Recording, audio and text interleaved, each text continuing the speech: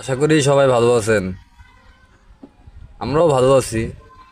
সৃষ্টিকর্তা তো সবাইকে ভালো রাখছেন, সুস্থতা রাখছেন মানেই ভালো আছি। কিন্তু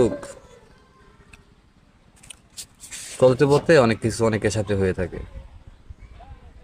তো অনেকের কথাই আজকে বলতে চাই, কিন্তু যাই হোক, বলবো না। ভালো দিক আর ভালো গুণ মানুষের মাঝেই থাকে। এখন তো হয়তো আমরা ভালো আছি, আর একটা সময় ভালো নাও দেখতে পারি।